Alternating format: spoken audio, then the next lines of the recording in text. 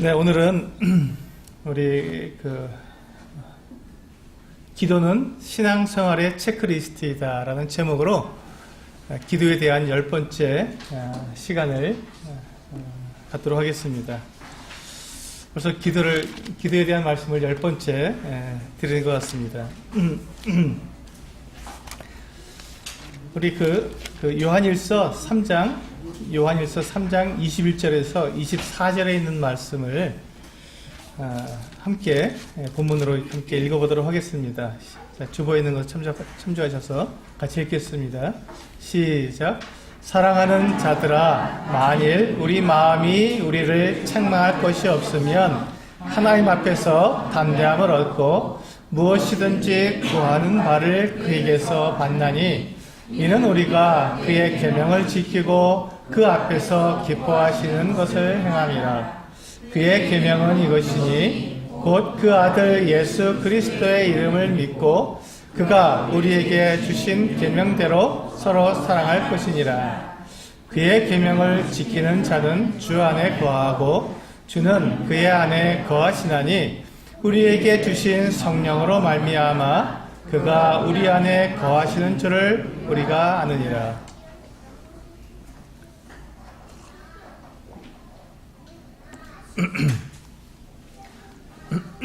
네, 우리가 신앙생활을 함에 있어서 우리들에게 가장 큰 숙제가 있는데 기도라고 하는 숙제가 있습니다. 그래서 오늘 제가 이제 기도에 대해서 말씀을 드리면서 제목을 뭐라고 하시냐면 기도가 바로 우리 신앙생활에 있어서 체크리스트다. 즉 점검해 볼 수 있는, 확인해 볼 수 있는, 내가 신앙생활을 잘 하고 있는지 아닌지 확인해 보고 점검해 볼 수 있는 그런 목록이라고 말씀을 드린 것입니다.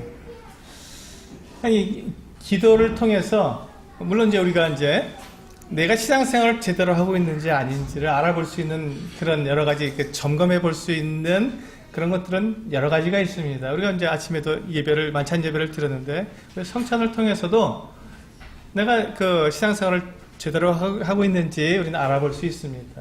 그런데 그것보다 내 스스로 또 내 자신의 신앙 상태가 어떠한지 정확하게 알아볼 수 있는 체크리스트가 바로 기도다라고 말씀을 드립니다. 그만큼 기도는 신앙생활에 있어서 정말 중요한 것이고 필수 요소일 뿐만 아니라 이 기도를 한다는 것 자체가 바로 내가 하나님과의 관계가 어떠한지를 나타내주는 그와 같은 지표가 되기 때문에 기도는 신앙생활의 체크리스트다라고 말씀을 드리는 것입니다.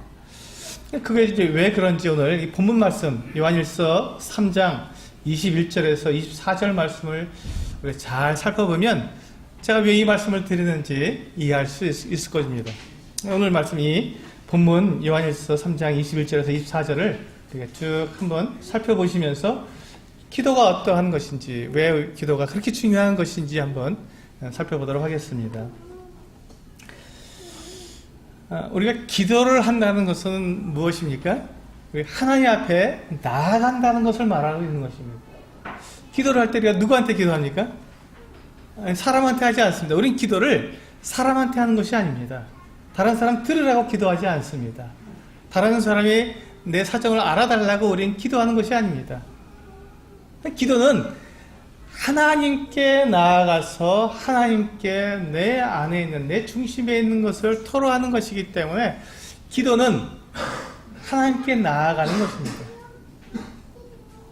기도한다는 것은 내가 하나님께 나아가는 것이기 때문에 과연 내가 하나님께 나아갈 수 있는 사람인지 아닌지 여기에서 이제 우리가 걸리게 되는 것이죠.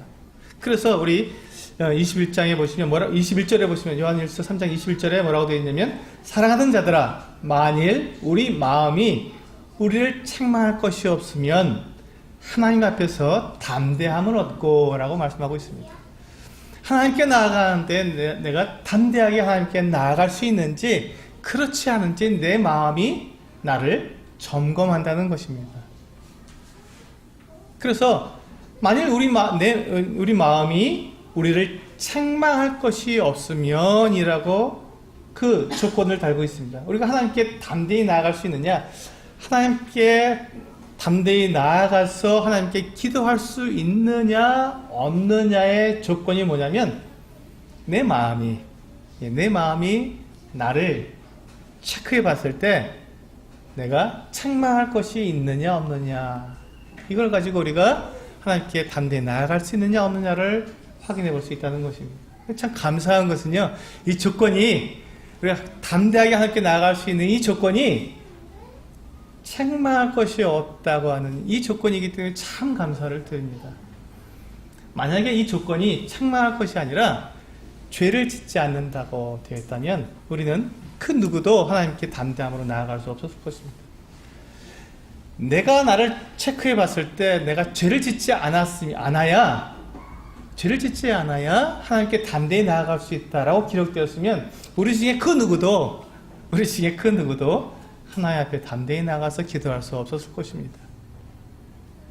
그런데 감사하게도 그 조건을 그렇게 하나님께서 말씀하신 것이 아니라 책망할 것이 없다라는 말씀으로 우리에게 말씀해 주셨습니다.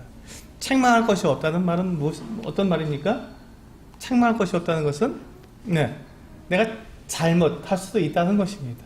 잘못할 수도 있다는 것. 이 책망할 것이 없다는 말은 우리가 잘못을 할 수도 있고 또한 죄를 지을 수도 있다고 하는 것을 전제로 하는 말입니다. 책망할 것이 없다는 말은 우리가 죄를 짓지 않는다, 우리가 잘못하지 않는다는 그런 말을 하는 것이 아니라 그렇게 우리가 잘못도 하고 때로는 죄를 짓기도 하는데 그것을 정상적으로 잘 처리했느냐 하는 것을 말하는 것입니다. 실수했을 때, 잘못했을 때 그것을 정상적으로 잘 처리하면 아무 문제가 없는 것이죠. 책망할 것이 없는 것이죠.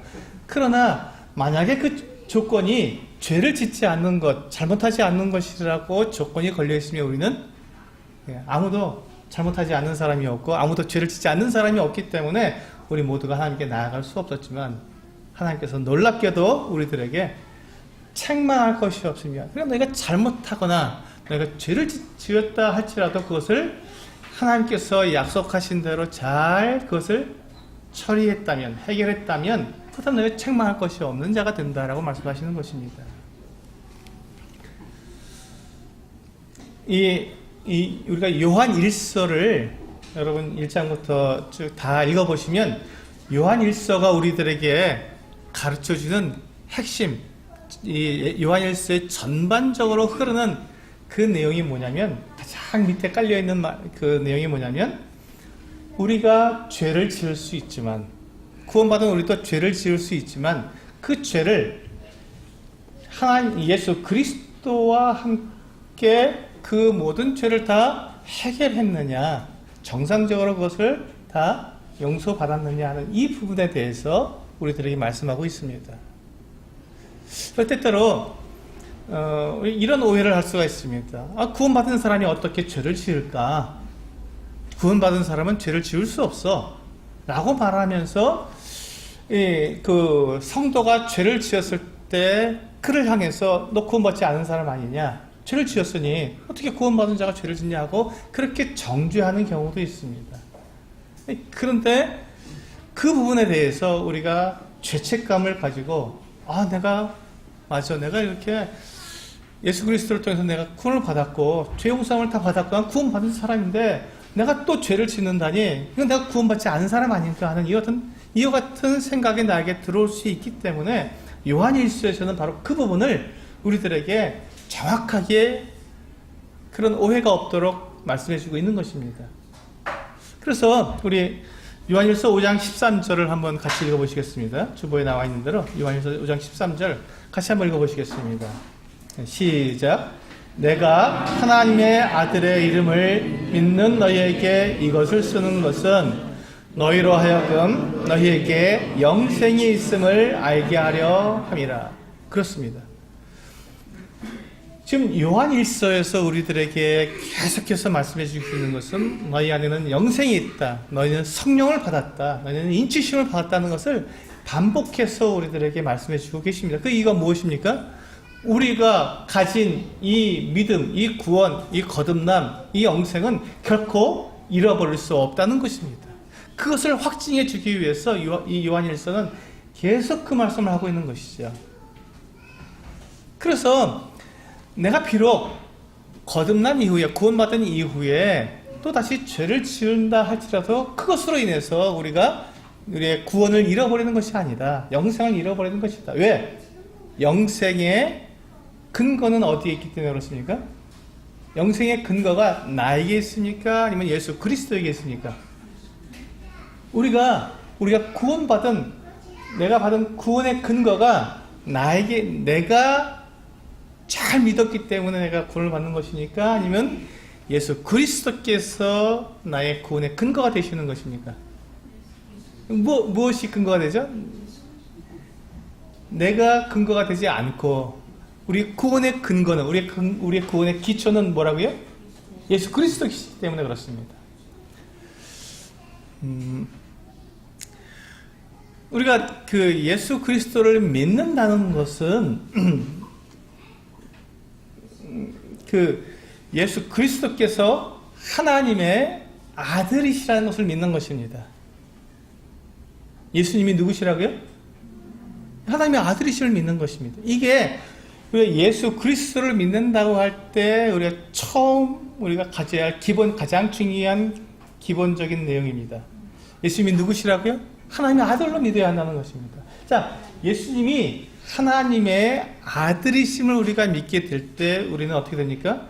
우리는 내가 가지고 있는 그 연약함, 내가 가지고 있는 그 부족함, 내가 할 수 없는 그와 같은 일들이 내가 예수 그리스도를 믿음으로 그분께서 내가 할 수 없는 그것, 내가 이룰 수 없는 그 일들을 예수 그리스도께서 이루어 주신다는 것입니다.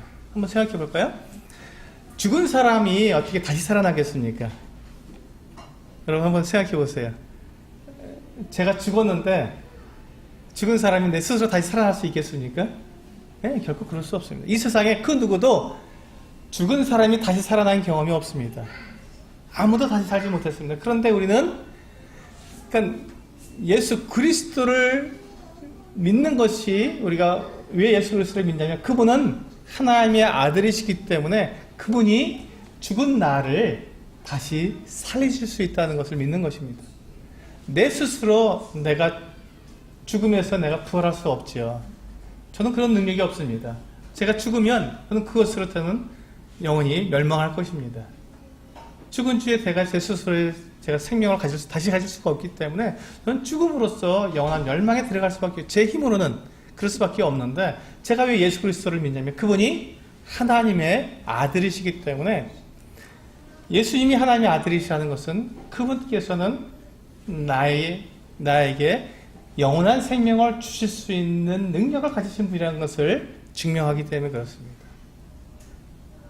예수님이 하나님의 아들이시라는 것은 내가 죄를 지었고 내가 그 죄 때문에 내가 멸망할 수밖에 없는 그런 상황에 있다 할지라도 예수님께서는 하나님의 아들이시기 때문에 나를 다시 살리셔서 영원한 생명을 나에게 주실 수 있는 분이라는 것을 우리가 믿는다는 것이죠.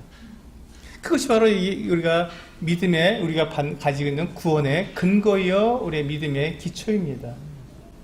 그래서 여기 보시면 사랑하는 자들하고 만일 우리 마음이 우리를 책망할 것이 없으면이라고 된 말씀을 우리가 생각해보면 우리가 죄를 지을 수 있다는 것입니다.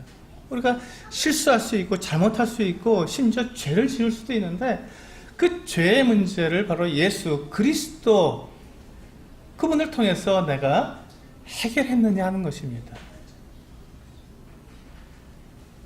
우리가 구원받은 이후에도 내가 죄를 짓게 되면 예수 그리스도께 그와 같은 것들을 자백하고 내가 그것을 깨닫고 하나님께 그것을 자백하고 또 예수 그리스도의 그 피로 말미암아서 내가 완전히 다 용서되었다는 것을 믿음으로 내가 책망할 것이 없도록 그것을 다 하나님 앞에 내가 해결했느냐 하는 그 부분을 말씀하고 있는 것이라는 것입니다.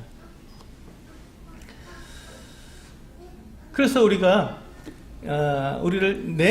내 마음이 나를 책망할 것이 없어야 한다는 것이죠. 그것을 내가 숨기고 가리고 또 감추고 드러내지 않고 그렇게 된다면 여전히 내가 그것을 해결하지 않은 상태이기 때문에 내 마음이 나를 책망하게 됩니다.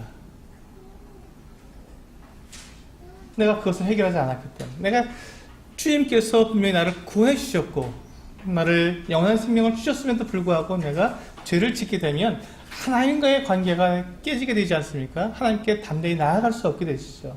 그렇기 때문에 우리가 책망할 것이 나에게 있기 때문에 그 부분 때문에 우리는 내 마음에 어려움이 생기게 되고 또 하나님 앞에 담대히 나아갈 수 없게 되는 것이죠.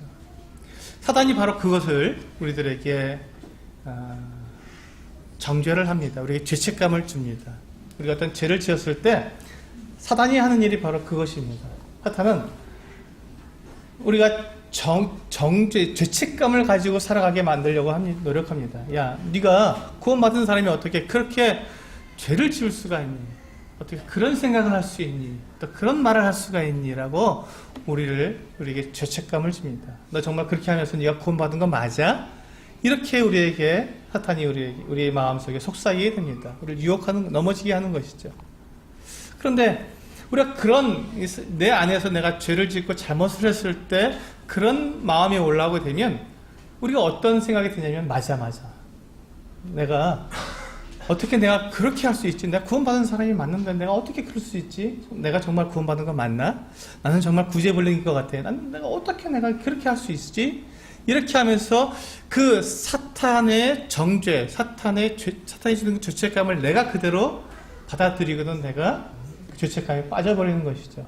그렇게 되고 그렇게 되면서 내가 하나님께 나아가지 않는다면 그것을 내가 해결하지 않는다면 그럼 내가 그냥 자포자기해버리고 그래 나는 어쩔 수가 없지 그냥 이렇게 사는 거지 뭐 이렇게 해버리게 된다면 이때 우리는 사탄의 괴계에 넘어가서 우리가 하나님과의 관계가 깨진 상태로 된다는 것이죠. 그렇게 되면 어떻게 됩니까? 우리가 기도할 수가 없게 되지요. 하나님께 담대하게 나아갈 수가 없게 됩니다. 기도할 수가 없는 것입니다.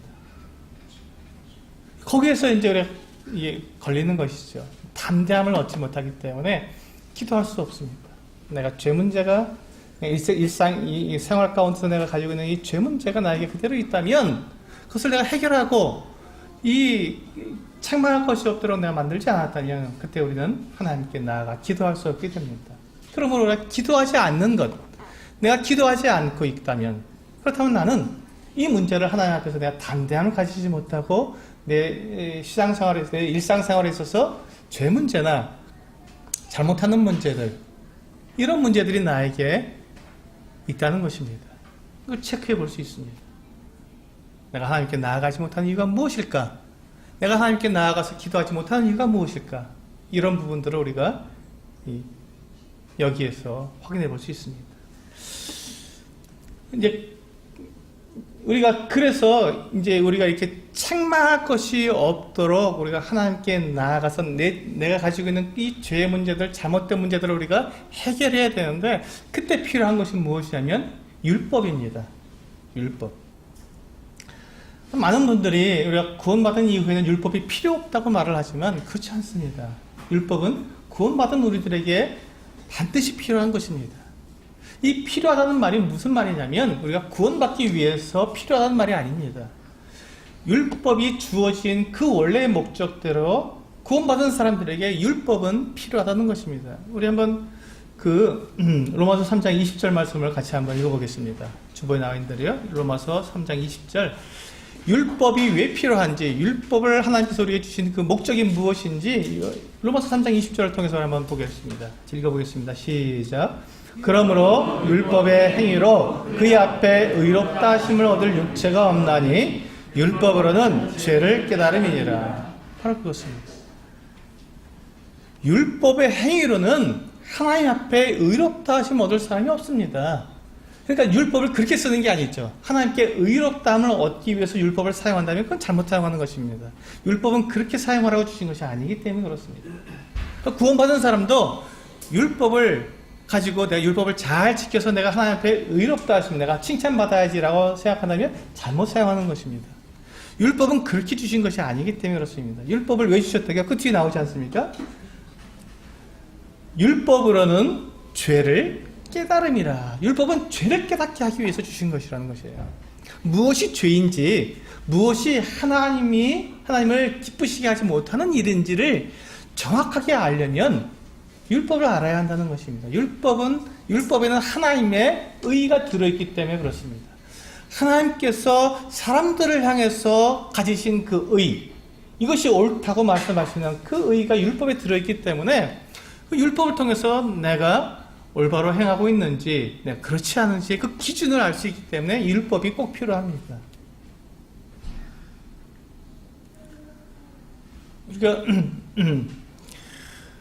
우리가 거듭났다고 하는 말을 제가 이제 최근에 성도님들에게 몇 번 말씀을 드렸는데 또다시 오늘 반복해서 말씀을 드립니다.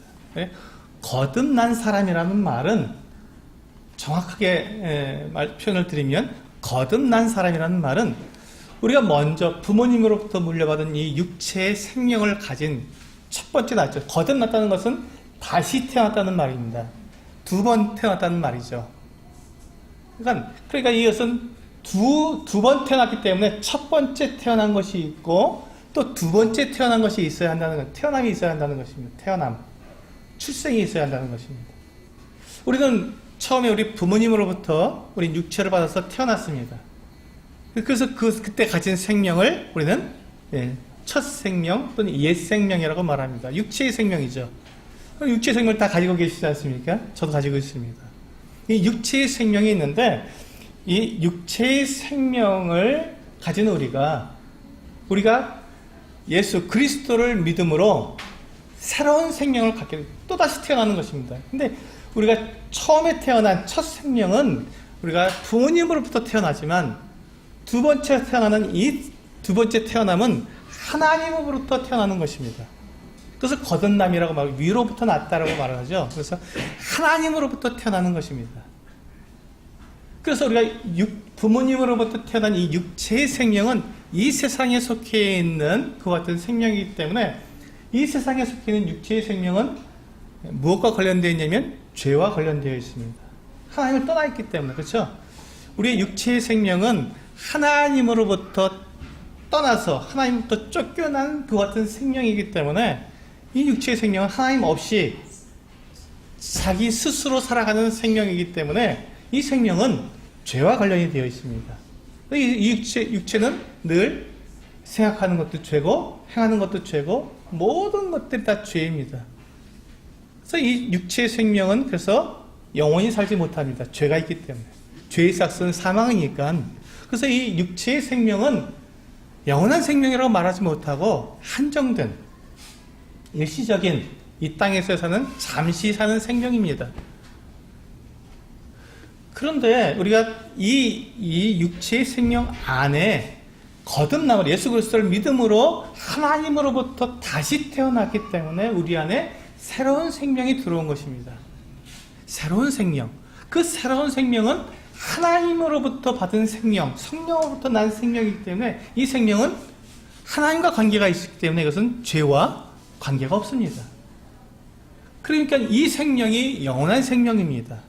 이 새로운 생명. 그래서 우리는 내 안에 나라고 하는 내 이 육체의 생명 안에 또 다른 생명이 들어와 있는 것을 거듭난 사람이라고 말을 하는 것입니다. 이 사람을 거듭난 사람, 두 번 태어난 사람, 새로운 생명을 가진 사람이라고 말을 하는 것입니다. 그렇다면 우리가 이 두 생명을 내가 가지고 있다면 우리가 두 생명으로 동시에 살아가기 때문에 육체의 생명은 무엇을 하겠습니까? 부지런히 죄를 짓겠지요. 그럼 이 새 생명은 부지런히 뭘 하겠습니까? 우리를 거룩하게 하고 하나님을 추구하게 하고 하나님을 섬기고 예배하도록 그렇게 만든다는 게 그게 동시에 나타나는 거예요. 그러니까 어떨 때 보면 어떤 면에서 보면 이 거듭난 성도들은요 참 하나님께 참 거룩하고 정말 좋은 분이에요. 영적으로 너무너무 행복해. 참 좋아. 사람이 그렇게 좋은 사람이 없어요. 왜? 죄가 없으니까. 그런데 이 영적 생명이 시들해지고 병이 들고 좀 약해지게 되면 육체의 생명이 강해지면 어떻게 됩니까? 똑같은 거예요. 구원받은 사람도 세상 사람과 다를 바가 없는 거예요.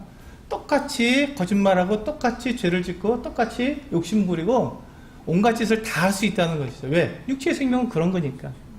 그러니까 이 두 생명이 동시에 같이 있기 때문에 어떨 때 보면은 참 좋은데 성도가, 어떨 때 보면 성도가 믿기도 한 겁니다. 똑같네. 왜? 같이 있으니까, 동시에 있으니까. 언제까지? 예, 이 육체의 생명이 끝날 때까지. 그때까지는요, 동시에 가는 것입니다. 그러니까 우리가 때때로 구원받았다 그러면 천사처럼 보고 죄를 안 짓겠지라고 생각하는데 그렇지 않다는 거예요. 물론 그러니까 이 육체의 생명을 우리가 없애버리면 당연히 이렇게 거룩하게 삽니다. 이 영원한 생명, 새 생명만 갖고 있으면 그렇게 살지요. 그러나 우리 육체의 생명이 있기 때문에 우리는 어떻게 된다고요? 죄도 짓고 거짓말도 하고 그렇게 세상 사람과 동일한 모습으로도 살아갈 수 있다는 것입니다. 구원받은 성도가.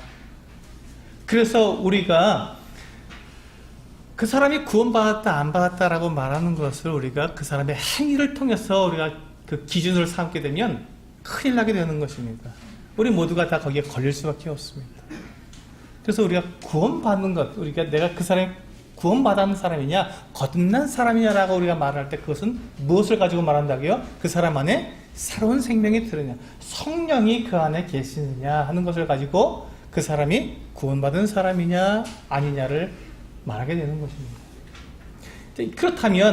그렇다면 우리가 이제 이 두 생명, 육체의 생명이 내게 있고 이 새 생명이 내게 있는데, 그러면 우리가 살아갈 때 어떤 생명으로 주로 살아가야 우리가 이 영적으로 성숙한 삶을 살아갈 수 있겠습니까? 이 새 생명으로 살아가야 되지 않습니까?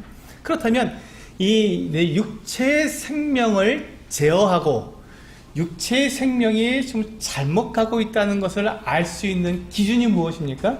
그게 바로 율법입니다. 그게 율법이에요. 그래서 율법으로는 뭘 깨닫는다고요? 죄를 깨닫는 거예요. 율법으로는 죄를 깨닫는 거예요. 그러니까 우리가 성경을 읽으면서 우리는 무엇을 배웁니까? 율법을 배우는 겁니다. 사실은요. 우리는 율법 그러면 구약 성경에 나타나 있는 이스라엘 백성들에게만 주신 그 법이라고 생각하기 쉬운데, 하나님께서 이스라엘 백성들에게 주신 율법을 가장 축약한 것, 그것을 우리 십계명이라고 말하죠. 그 십계명의 9가지 계명이 신약 성경의 교회에게 그대로 반복되어서 가르쳐졌습니다. 딱 한 가지만 예외가 있습니다. 한 가지 그 반복되지 않은 교회에게 이스라엘 백성들에게 주신 십계명 중에서 교회에게 가르쳐주지 않은 한 가지가 뭔지 아십니까? 그건 안식일입니다. 안식일을 거룩히 지키라는 것은 이스라엘에게만 주셨고 교회는 안식일을 지키지 않습니다. 그래서 교회는 안식일이 아니라 안식 후 첫날, 그러니까 주일이 안식 후 첫날입니다. 오늘이 안식일은 토요일이고요. 그래서 우리는 토요일날 모이는 것이 아니라 안식 후 첫날 모이는 것입니다. 그래서 하나님께서 이스라엘 백성들에게 주셨던 10계명 중에서 다른 9가지 계명은 다 교회에게도 동일하게 주어졌습니다. 한번 생각해 볼까요? 우상을 하나님만 섬기고, 우상을 섬기지 말고, 다른 것들을 만들어 섬기지 말고, 그쵸? 그 다음에, 거짓말하지 말고, 부모를 공경하고, 살인하지 말고, 간음하지 말고, 도둑질하지 말고, 내 이웃을 위해서 거짓말하지 말고, 다 있지 않습니까? 9가지가 그대로 다 교회에게도 주어진 것입니다. 그 하나님께서 이스라엘에게나 우리 교회에게나 주셨던 그 율법을 주신 그 이유가 뭐냐면 그것을 가지고 의롭게 되라는 것이 아니죠. 여기 보세요. 분명히 말씀하고 있지 않습니까? 율법의 행위로는 하나님 앞에 의롭다 받을 육체가 없습니다. 그럼 왜 율법을 주셨냐? 그것을 가지고 내가 내 육체가 지금 어떻게 행하고 있는지, 육체의 생명이 어떻게 지금 하고 있는지 그것을 알아보라는 것이죠. 내가 만약에 그 율법을 내가 거짓말을 했다. 그럼 어떻게 됩니까? 내 안에서 이 율법의 힘이 작동하는 겁니다. 너 그 죄야. 너 잘못한 거야. 하나님 기뻐하지 않으시라고 내가 딱 알려주는 것이죠. 그렇게 되면 어떻게 됩니까? 내가 죄인이구나. 내가 잘못했구나. 자, 그것을 깨닫게 되었을 때 우리는 책망할 것이 없는 자로 나아가게 된다는 것입니다. 그것을 우리는 예수 그리스도로 나아가서 우리 그것을 자백하고 그것을 하나님께 해결하면 되는 거니까요. 그런데 내가 그것이 죄인지 잘못인지 그것을 알지 못하면 어떻게 됩니까? 해결하지 못하는 것이죠. 그냥 무덤덤하게 지나가니까 하나님께서 우리에게 율법이라고 하는 이 기준을 허락해 주신 거예요. 그게 죄다. 너 잘못이야. 너 그거 하나님 기뻐하지 않으셔. 라는 것을 율법을 통해서 이 교회의 가르침을 통해서 우리가 알게 되는 것이죠. 그걸 알게 되었을 때 우리가 그것을 숨기거나 가리거나 또는 없는 것처럼 우리가 포장하거나 그렇게 하지 말라는 것입니다. 책망할 것이 없어야 되니까. 하나님께 기도하기 위해서는 우리는 책망할 것이 없어야 되는데 그렇게 하기 위해서 우리는 어떻게 하라고요? 자백하고 버리라는 것입니다. 그래서 우리 요한일서 1장 8절과 9절 말씀을 같이 한번 읽어보시겠습니다. 네, 시작. 만일 우리가 죄가 없다고 말하면 스스로 속이고 또 진리가 우리 속에 있지 아니할 것이요 만일 우리가 우리 죄를 자백하면 그는 미쁘시고 의로우사 우리 죄를 사하시며 우리를 모든 불의에서 깨끗하게 하실 것이요. 여기 보시면 우리가 죄가 없다고 말하면 스스로 속인다는 거잖아요. 그렇습니다. 하나님께서 우리에게 말씀해 주시는 것은요, 너희가 죄를 짓지 않을 것이다 이렇게 말씀하신 게 아니에요. 너희가 죄를 지을 거다. 구원 받은 다음에도 죄 용서를 받은 다음에도 너희 거듭난 뒤에도 너희가 죄를 짓게 될 거다. 그렇기 때문에 너희가 죄 없다고 말하지 말아라. 그 죄를 알으라는 것입니다. 무엇을 통해서 죄를 안다고요?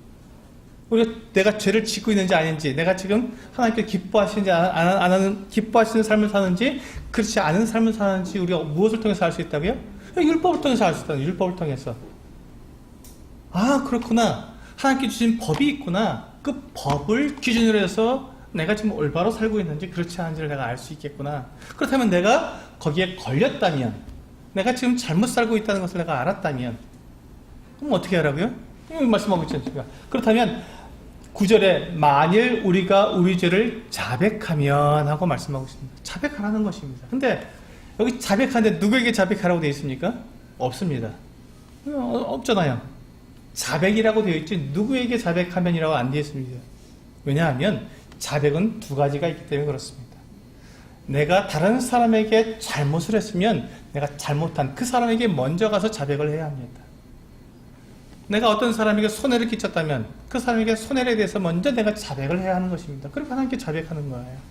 자백은 반드시 하나님께나 해야 됩니다. 그런데 여기서 그 자백의 대상을 기록해 놓지 않은 이유는 내가 다른 사람에게 내가 잘못한 대상이 있다면 그 사람에게 가서 자백을 먼저 해야 한다는 거기 때문에 그렇습니다.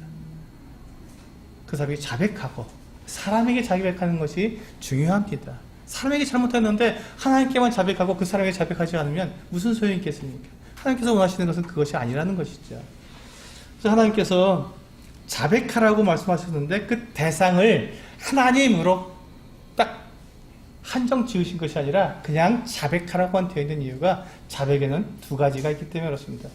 내가 어떤 사람에게 다른 사람에게 잘못했다면 그 잘못한 사람에게 먼저 가서 잘못했다는 것을 자백하고 용서를 구하고 그 다음에 하나님께 나아가서 하나님 제가 이렇게 잘못했습니다. 이렇게 해결했습니다. 라고 말씀을 드리고 용서해 주십시오. 라고 자백하는 것이 그것이 맞다는 것입니다. 그렇게 했을 때 어떻게 한다고요? 자백하면 그는 미쁘시고 믿을만한 분이라는 거죠. 믿음직하시고 의로우사 우리의 죄를 사하시며 우리가 죄 지은 것을 사해 주신다는 것이죠. 그 다음에 뭐라고 말씀하고 있습니까? 우리를 모든 불의에서 깨끗하게 하신다. 이것이 바로 지금 요한일서 1장에서부터 시작됐잖아요. 요한일서 1장에서부터 5장까지 이 부분을 계속 말씀하고 있는 거예요. 내가 나를 자책할까봐, 내가 영생을 잃어버린 자가 아닌가, 내가 구원을 잃어버린 자가 아닌가, 내가 죄를 지음으로써 그것을 여기서 그렇게 하지 않고 불의에서 깨끗하게 해주신다. 자백하면 구원받은 사람에게는 이와 같은 내가 책망받지 않을 수 있는 이 같은 장치가 있는 것이 하나님께서 그 길을 마련해 놓으신 거예요. 그래서 내가 내가 잘못한 것들을 자백하게 된다면, 죄를 자백하게 된다면 하나님께서는 모든 불의에서 우리를 깨끗하게 하셔서 책망할 것이 없게 되고, 그 같은 책망할 것이 없는 그 같은 담대함을 가지고 하나님께 나아가서 기도한다는 것이죠. 이게 기도자의 모습입니다. 이게 기도의 시작입니다. 그러니까 기도가 매우 어려워요. 왜 그리스도인들이 제일 힘든 게 기도라고 말하냐면 바로 이 부분이 가장 기본으로 되어 있기 때문에 그렇습니다. 근데 죄가 해결되어 있어야 돼. 늘 그것이, 그 문제가 해결되어 있어야 되는 거예요. 또 우리가 인간관계를 하는 가운데 우리가 실수할 수도 있고 또 잘못할 수도 있고, 그런데 그런 부분들을 그때 바로바로 다 해결해 놓지 않으면 하나님께 기도하기가 참 어렵다는 거예요. 담대함이 없어지니까. 그러니까 기도가 어렵죠. 그렇게 한 다음에 그 다음에 보세요. 본문 요한일서 3장 22절에 보시면 이와 같이 말씀하고 있습니다. 이게 이제 기도의 준비가 지금까지 됐죠. 담대함을 얻어서 이제 지금까지 나와서 기도했습니다. 기도하는데 뭐라고 기도하냐면 22절에 보니까 무엇이든지 구하는 바를 그에게서 받나니 이는 우리가 그의 계명을 지키고 그 앞에서 기뻐하시는 것을 행함이라. 이게 보세요. 그렇게 해서 담대함을 함께 나아가서 기도하면 우리가 무엇이든지 그 구한 바를 받는다라고 말씀하고 있습니다. 얼마나 놀라운 약속입니까? 우리가 무엇인지 구한 바를 다 받는다. 그런데 우리가 무엇이든지 구한 대로 받는 그 조건이 그 뒤에 나와 있습니다. 이는 우리가 모든 구하는 것을 다 받는 그 이유가 무엇이냐면, 그 이는 우리가 그의 계명을 지키고 그 앞에서 기뻐하시는 것을 행함이라. 이 조건이 우리에게 들어있게 된다면 우리가 구하는 대로 다 받게 된다는 것입니다. 우리는 기도할 때 기도가 왜 힘드냐고 물어보면 아무 응답이 없기 때문에 힘듭니다 라고 말을 합니다. 기도했는데 응답이 안 오니까. 그런데 왜 응답이 안 온다고요? 우리가 기도했는데 왜 그것에 대한 그 기도한 것이 그대로 이루어지지 않는다고요? 여기 보면 말씀하고 있지 않습니까? 우리가 그의 계명을 지키고 그의 앞에서 기뻐하시는 것을 행하면 우리가 기도하는 대로 다 이루어주신다는 것입니다. 근데 내가 만약에 기도했는데 기도가 응답이 되지 않고 내가 기도가 잘 안 된다면 그것은 이 부분이 우리에게 문제가 있다는 것이죠. 내가 하나님의 계명을 지키고 있는지, 하나님께서 기뻐하시는 일을 내가 하고 있는지 내가 살펴봐야 한다는 것입니다. 여기 보시면 왜 두 가지로 이렇게 구분해 놨는지 생각해 봐야 합니다. 첫 번째, 내가 하나님의 계명을 내가 지키고 있다는 말은 무엇이냐면 우리가 성경을 읽으면 다 알 수 있는 내용을 말하는 것입니다. 성경에 명백하게 기록되어 있는 그 내용들을 내가 그대로 순종하고 있는가, 그것을 지키고 있는가. 성경에서 이건 누가 보더라도 성경에 이렇게 되어 있을지 이렇게 우리가 알 수 있는 내용들을 내가 정확하게 하고 있는 것은 그의 계명을 지키는 것입니다. 두 번째, 성경에 안 나와 있어요. 이건 해야 되는지 안 해야 되는지 내가 스스로 판단해야 됩니다. 근데 그들 어떻게 그것을 알 수 있냐는 거예요. 어떻게 그것을 성경에 나와 있지 않은 내용들은 내가 어떻게 주님 앞에서 행할 수 있느냐. 그것이 바로 뒤에 나와 있습니다. 그 앞에서 기뻐하시는 것을 행하라 이렇게 있습니다. 기뻐하시는.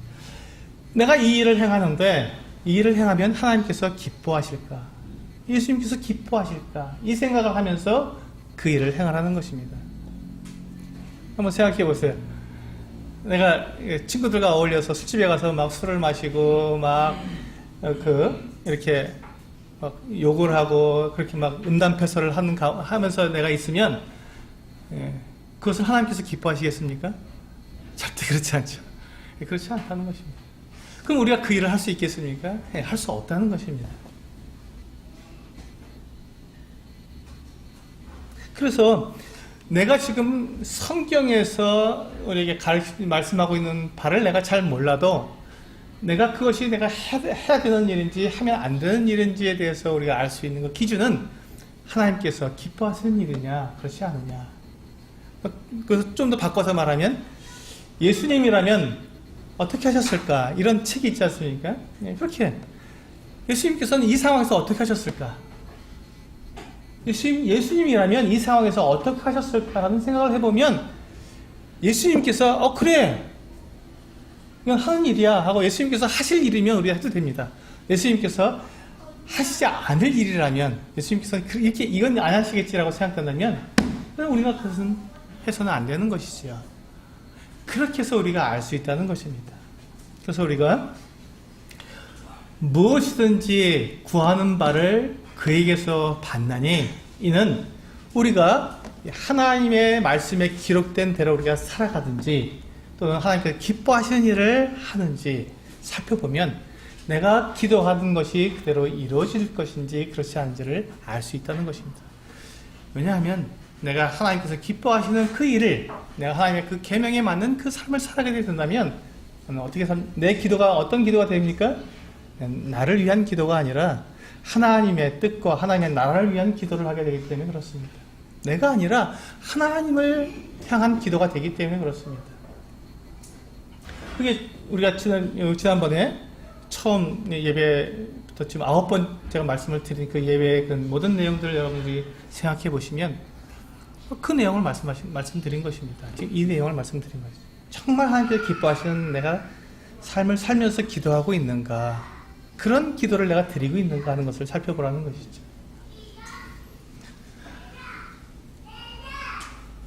23절에 보시면요, 좀 더 주님께서 우리에게 구체적으로 말씀해 주고 계십니다. 그의 계명은 이것이니, 계명을 지키라고 했는데요, 그 계명은 이것이니 라고 말씀하고 있습니다. 계명은 이것이니 곧 그 아들 예수 그리스도의 이름을 믿고. 자, 믿음이 먼저 나옵니다. 우리가 지켜서 살아야 하는 신앙생활의 가장 기본은요, 믿음이 가장 기본입니다. 누구를 믿는다고요? 예수 그리스도를 믿는데 그 예수 그리스도가 누구시라고 믿는다고요? 그분이 누구세요? 하나님의 아들. 예, 맞습니다. 하나님의 아들로 믿어야 한다는, 그분이 예수 그리스도께서 하나님의 아들이시며 그분의 이름을 믿는다는 걸 하는 거예요. 그분의 이름을 믿는다는 건 뭐냐면 그분의 능력을 믿는다는 것입니다. 예수님께서 예수 그리스도를 나의 구주로 영접했다면 그분이 나에게는 예수 그리스도라는 이름이 새겨져 있는 거예요. 그러면 예수 그리스도의 이름으로 내가 살아간다는 것은 예수 그리스도의 그 능력, 예수 그리스도의 그 권위, 예수 그리스도의 그 전지전능하신 하나님 되심이 나에게 그대로 전가되어서 내가 그렇게 살아간다는 것을 말하는 것입니다. 그래서 그 아들 예수 그리스도의 이름을 믿고 살아가는 것이 신앙생활의 1번입니다. 두 번째가 뭐냐면 그가 우리에게 주신 계명대로 서로 사랑할 것이다. 두 번째가 뭐냐면 계명대로 행하는 것입니다. 이것을 순종이라고 말을 합니다. 계명대로 행하는 것, 그것을 보고 우리는 순종이라고 말합니다. 신앙생활에 있어서 두 번째 우리가 갖춰야 할 그 내용은요, 순종입니다. 순종. 하나님의 말씀에 내가 그 말씀을 그대로, 하나님께서 하신 말씀을 내가 알았으면 거기에 그대로 순종하는 것, 이것이 신앙생활의 두 번째 덕목입니다. 마지막 세 번째는 무엇입니까? 네, 서로 사랑하라는 사랑의 덕목입니다. 우리가 그 하나님 앞에 담대히 나아가서 기도하고 그 기도가 그대로 이루어지는 것은 그 기도의 그 모든 모습이죠. 기도가 그렇게 이루어질 수 있는 것은 바로 이와 같이 하나님의 계명대로 행하는데, 계명대로 행하는 것은 믿음과 예수 그리스도를 온전히 믿는 믿음과 그 말씀에 내가 순종함과 그리고 서로 사랑함에 우리가 들어있을 때 비로소 우리가 온전한 기도를 할 수 있게 되고 그 기도에 대한 온전한 응답을 받을 수 있다는 것입니다. 그러니까 기도는 참 어렵습니다. 우리가 기도하는데 우리가 이와 같은 자세, 책망할 것이 없는 자세, 담대함을 가지고 나아갈 수 있는 그 자세를 가지고, 그리고 우리가 기도하는 그 내용과 그 모든 것들이 나의 삶에 있어서 믿음과 순종과 사랑을 가지고 그와 같은 상황 속에서 정확하게 하나님 기뻐하실 그와 같은 기도를 내가 하고 있다면 그 기도는 100% 우리들에게 그대로 다 이루어진다고 약속해 주셨습니다. 그러므로 우리의 기도 생활을 보면 그가 정말로 기도하고 있는지, 그가 어떤 기도를 하고 있는지를 보게 되면 그의 신앙생활이 어떠한지가 바로 드러난다는 것이죠. 신앙생활의 체크리스트, 기도입니다. 내 스스로도 나를 알 수 있고, 또 그 기도하는 내용을 듣게 되면 다른 사람도 그 사람이 어떤 신앙생활을 하고 있는지 알 수 있다는 것이죠. 여러분, 제가 기도를 할 때 그렇다고 다른 사람 들으라고, 다른 사람이 내 신앙을 좋게 판단하라고 그렇게 지금 꾸며서 하라는 그런 내용이 아닙니다. 그건 악한 것이죠. 그건 거짓입니다. 외식하는 것이 아닙니다. 정말로 내가 이 하나님 앞에서 담대함을 가지고 나아갈 수 있는, 이 담대함이란 말이 그렇게 중요합니다. 우리가 하나님 앞에 우리는 담대함을 갖고 있는 사람들입니다. 이게 보세요. 택하신 족속이고 왕같은 제사장들이고 거룩한 나라요 그의 소유가 된 백성이기 때문에 우리는 언제든지 어느 상황에서든지 하나님께 담대하게 나아갈 수 있는 그 어떤 자격을 갖춘 사람들입니다. 이게 우리 자격을 말하거든요. 이 어떤 자격을 가진 우리가 하나님 앞에 담대하게 나아갈 수 있는 그 상태가 되려면 책망할 것이 없도록 우리의 모든 죄를 내가 정말 죄를 지은 죄가 있는지 없는지를 율법을 통해서 살펴보고, 그리고 나에게 죄가 있다면 그것을 자백하고 담대함을 가지고 하나님께 나아가서 기도하라는 것입니다. 그렇게 되었을 때 우리는 하나님 앞에 내가 믿음과 순종과 사랑을 가지고 생활하는 가운데 온전한 기도를 드리고 그 기도를 통해서 내가 응답받는 온전한 기도의 모습이 내게 나옴으로써 내 신앙생활이 정말 하나님과 나의 관계가 온전한 것들을 나타내 보일 수 있다는 것입니다. 우리가 기도할 때 정말 나를 돌아봐야 합니다. 내 자신을 돌아봐야 할 뿐만 아니라 또 내 삶이 그러한지, 또 하나님 앞에 내가 나아가고 있다는 이 두려움을 가지고 우리는 하나님께 나아가서 하나님께 온전한 기도를 드릴 수 있어야 합니다. 이렇게 우리가 기도를 드린다면 우리 신앙생활이 얼마나 활기차고 옛 생명이 아닌 새 생명을 가지고 우리가 하나님과 함께 생활하는 그 같은 삶을 살 수 있게 될지 기대가 됩니다. 우리 성도님들이 모두가 다 그렇게 하나님 앞에서 온전한 기도를 드리며 신앙생활에 있어서 성장이 있고 또 그리스도를 닮는 그 같은 삶을 살아가도록 기도하고 싶습니다. 기도하고 마치도록 하겠습니다.